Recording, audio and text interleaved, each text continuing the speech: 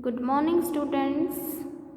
Today we will begin with a new chapter. Chapter 11 Snow and Chocolates. Chapter 11 Snow and Chocolates. All of you open your textbook, page number 82. Page number 82. And listen to me carefully. Ajay lives in Jaisalmer. He has a pen friend named Gabriel who lives in Basel, Switzerland. Though they have never met, they often write to each other. Read this letter from Gabriel. So Ajay कहाँ रहता है? जैसलमेर.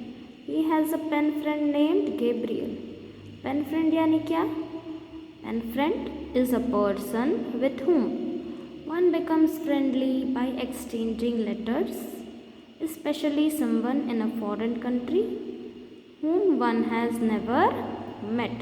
तो बेटा pen friend का यही मतलब है कि ऐसा फ्रेंड जिसे हम कभी मिले नहीं होते हैं लेकिन हम उसे लेटर्स एक्सचेंज करते हैं, एक दूसरे को लेटर्स एक्सचेंज करते हैं.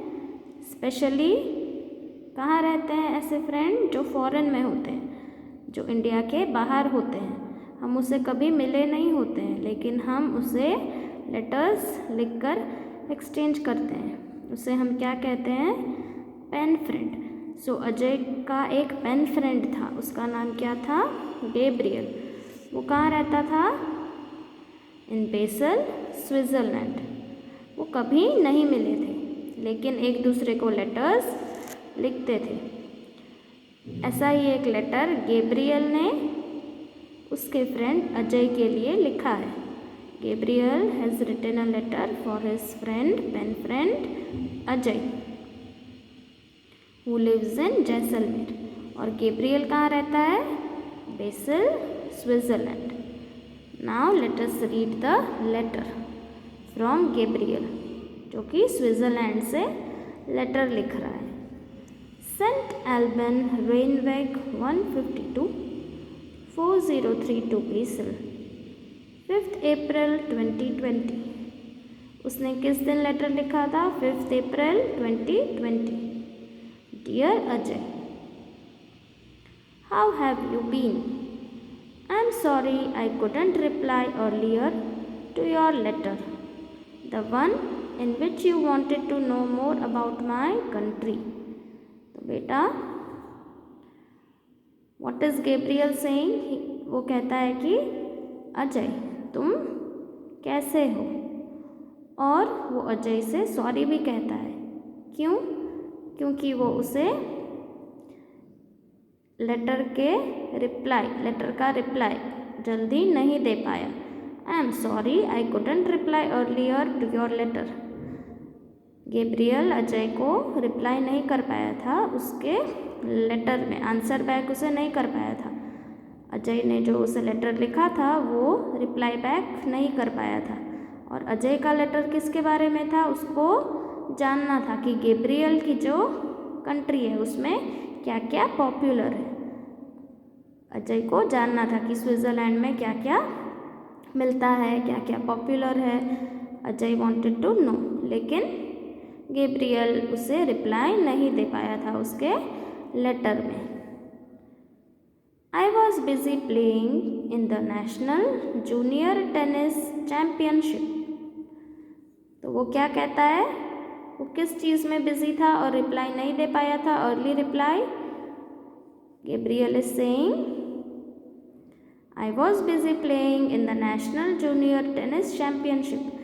मैं टेनिस की चैम्पियनशिप थी,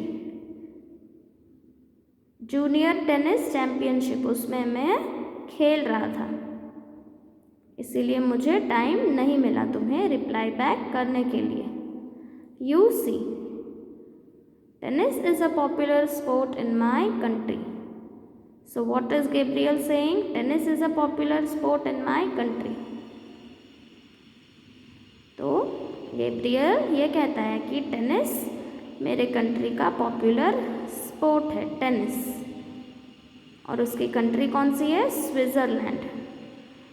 you see tennis is a popular sport in my country Switzerland.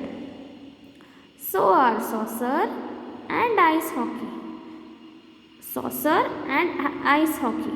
These two are also popular sports in Switzerland.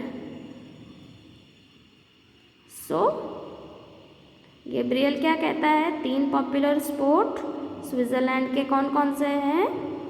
Tennis, saucer and ice hockey. So, today we had begun with a new chapter. All of you read it. मैंने जहाँ तक पढ़ाया है बेटा यहाँ तक आप एक बार रीड कर लेना.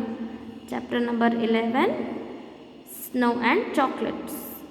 Next class we will continue with the next paragraph. Till then read it. Read the first paragraph which I have taught today. Page number 82. Chapter 11 Snow and Chocolates. Chapter 11 Snow and Chocolates.